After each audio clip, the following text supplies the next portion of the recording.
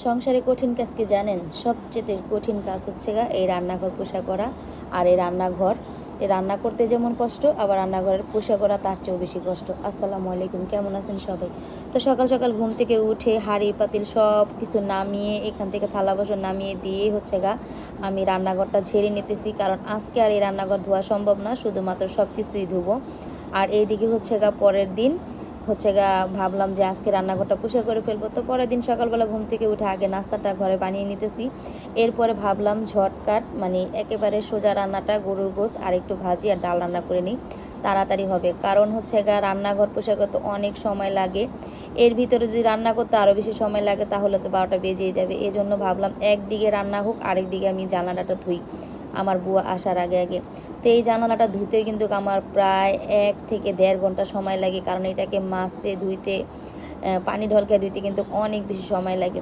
আসলে রান্নাঘর যদি পরিষ্কার না হয়, রান্নাঘরে রান্না করতে একদমই ভালো লাগে না। আমি আগে রান্নাঘর মাঝে মাঝে ধুইতাম, এখন ধুইতে পারি না, কারণ আমি অনেকটাই অসুস্থ, তো এই জন্য ধুইতে পারি না। আর গরম তো সহ্যই হয় না। তো এখন যেহেতু একটু ঠান্ডা ঠান্ডা পড়ছে, ভাবলাম রান্নাঘরটা ধুয়ে নেই। তো এইখানে জানালাটা ধুয়ে এর ভিতরে কিন্তু আমার বুয়া এসে থালা বাসন সব ধুইলো। এখন আমার সাথে সে র্যাকটা ধুইতেছে। আর এই র্যাক মাজতে গিয়ে আমার হাতের অবস্থা তো পুরাই খারাপ, জায়গায় জায়গায় ছিলে গেছে। তারপরে পানি ঢলকাইতে ঢলকাইতে তো পুরা রান্নাঘর ঘর ভেসে গেছে। তারপরে এই দেখেন আমার ঘরের অবস্থা, পুরা ঘরে থালা বাসন দিয়ে ভরা। এখন সারাদিন রান্নাঘর ধুয়ে ভাত খেয়ে তাড়াতাড়ি একটু ঘুমায় রেস্ট নিয়ে এরপরে ভাবলাম সন্ধ্যায় একটু চা খাই। তো এখন এখানে চা বসিয়ে দিয়ে আমি সব কিছু ডিব্বায় ঢুকিয়ে ঢুকিয়ে রাখবো। এরপরে সব কিছু গুছাবো। এই রান্নাঘর গুছাইতে কিন্তু অনেক সময় লাগে, একটা একটা করে গুছাইতে গুছাইতে বুঝে শুনে অনেকটা সময়ের ব্যাপার। তো এখন রান্নাঘরটা গুছাইতেছি, হাঁড়ি পাতিলগুলো সবগুলো রাখতেছি। আসলে এই রান্নাঘর যদি গুছানো থাকে দেখতেও ভালো লাগে, রান্না করতেও ভালো লাগে।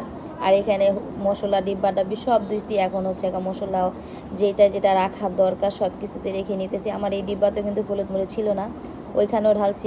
আর আমার যাতেও ঝামেলা না হয়, সহজে রান্না করতে পারি, এই জন্য এই মশলার বাটিটা তো আমি মশলা নিয়ে নিলাম। আর এই দেখেন আমার রান্নাঘরের লুক পুরাটাই পরিষ্কার করা হয়েছে। এটা আমার 3 দিন লাগছে রান্নাঘর পোষা করতে। ভাবা যায় একটা রান্নাঘর পোষা করতে 3 দিন লাগে, তারপর আবার 3 জন মিলে পোষা করছি। আর এখানে পাবদা মাছ, লাউ শাক ভাজি, লাল আলু দিয়ে আর ডাল। তো আমার রান্নাঘরটা পুরাটাই পোষা করা শেষ। আজকের মতো ভিডিওটা এই পর্যন্তই থাক। সবাই ভালো থাকবেন। আল্লাহ হাফেজ।